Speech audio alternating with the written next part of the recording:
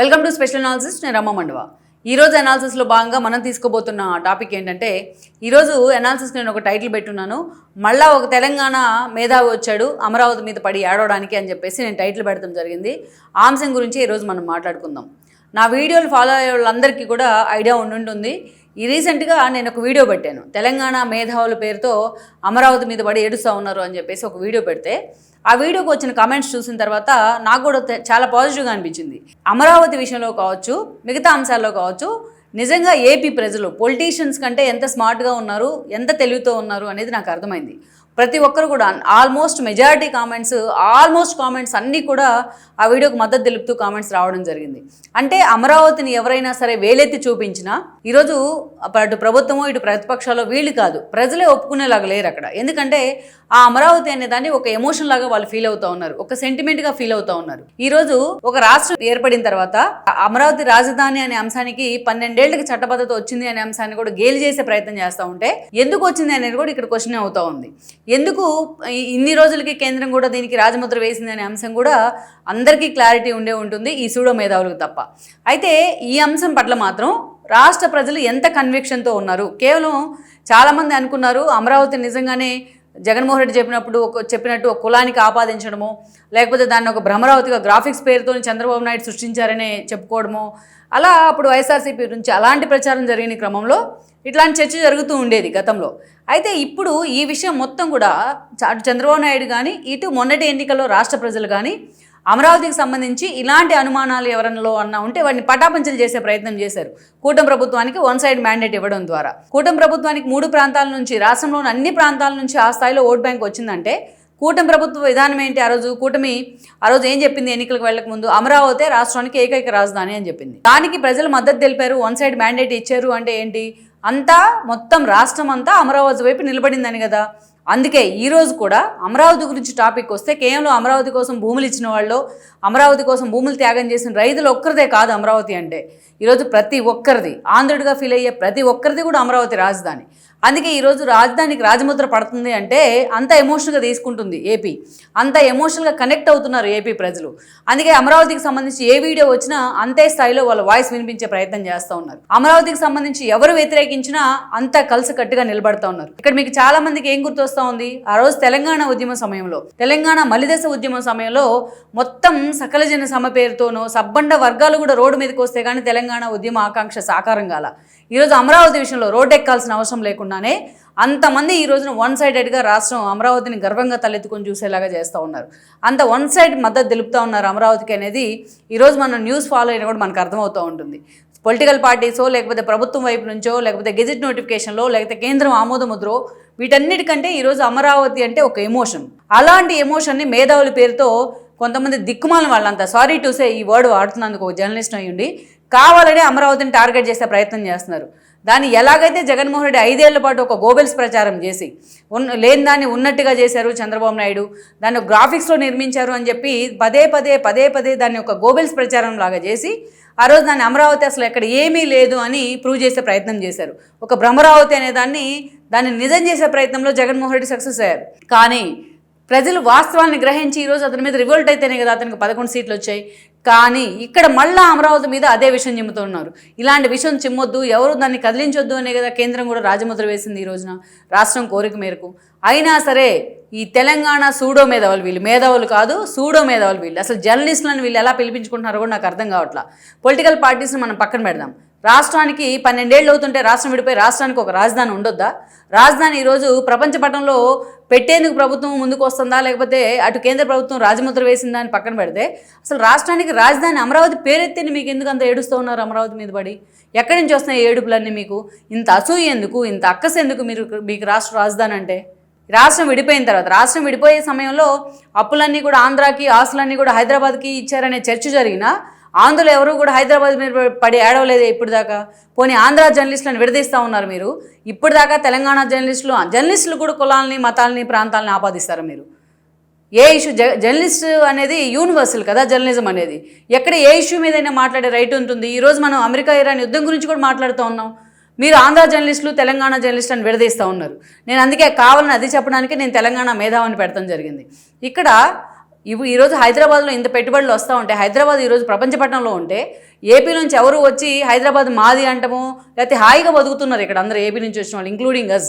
ఎందుకు ఇట్లా పక్క రాష్ట్రం మీద విషయం చెప్పే ప్రయత్నం జరుగుతూ ఉంది ఈ రోజున? మొన్నటికి మొన్న మనం చూసాం, ఎవరైతే మేధావులు అని చెప్పబడే ఒక సీనియర్ మోస్ట్ అడ్వకేట్ శ్రీధర్, ఆయన మాటభూషి శ్రీధర్ ఆ రోజు చంద్రబాబు నాయుడుని అలాగే అమరావతి విషయంలో ఆయన ఒక చాలా దారుణమైన విమర్శ చేశారు. చంద్రబాబు నాయుడు శూన్యంలోంచి అమరావతిని సృష్టిస్తున్న ఒక వీరుడు సృష్టిస్తున్న రాజధాని అని.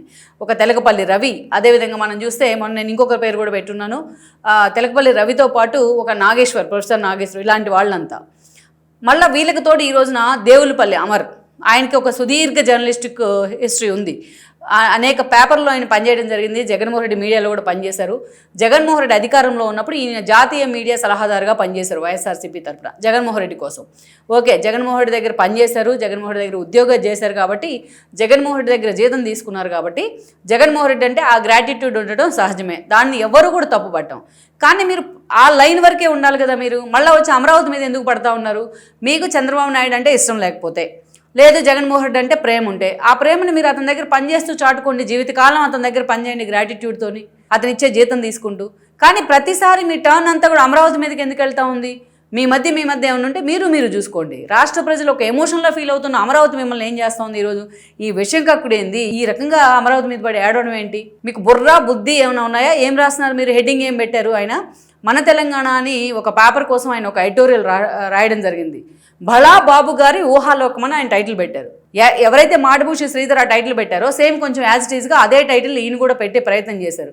ఊహాలోకం అమరావతి అనేది. మీకు కళ్ళు ఉన్న కాకులు ఎత్తుకుపోయినాయి. ఊహాలోకం అయితే అక్కడ అన్ని బిల్డింగ్లు ఎలా వస్తూ ఉన్నాయి అమరావతిలో? మీరు ఎప్పుడైనా చూసారా అమరావతికి?